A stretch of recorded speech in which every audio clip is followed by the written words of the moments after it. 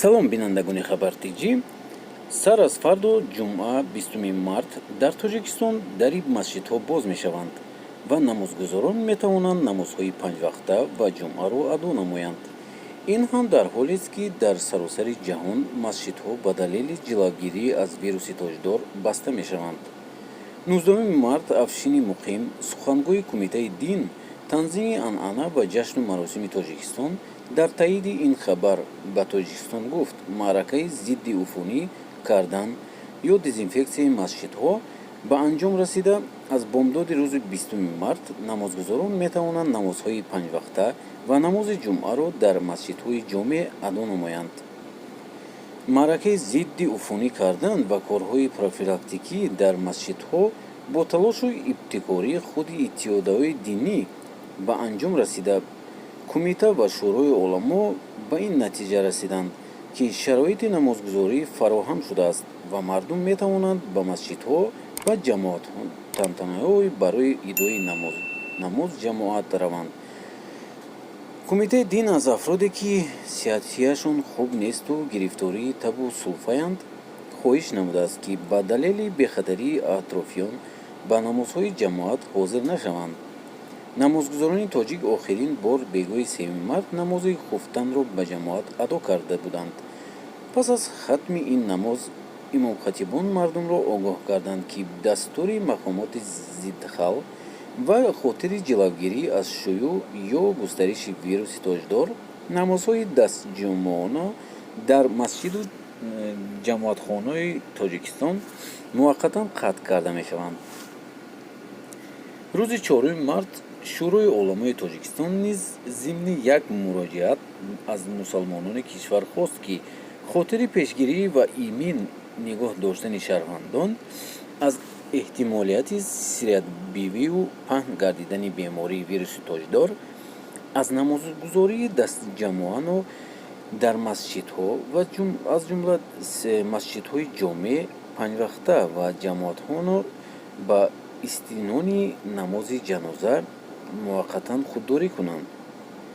қарори шӯрои уламо асоси тавсияҳои Вазорати тандурустӣ ва ҳифзи иҷтимоии аҳолӣ содир шуда буд, ки бинои онҳо вазъи профилактикии масҷидҳои Тоҷикистон ба талабот посухгӯ нест.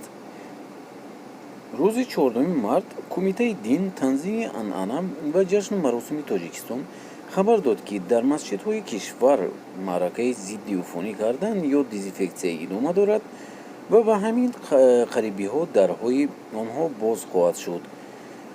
аммо ин ниҳод дақиқ накард, ки маҳз кай масҷидҳо боз мешаванд ва масҷидҳои дар Тоҷикистон масҷидбандиҳо дар ҷаҳон. ин дар ҳолест, ки дар саросари ҷаҳон, бахусус кишварҳои исломӣ назири Арабистони Саудӣ, Эрон, Афғонистон ва ғайра, ба далели шӯъи вируси тоҷдор масҷидҳо баста шуданд.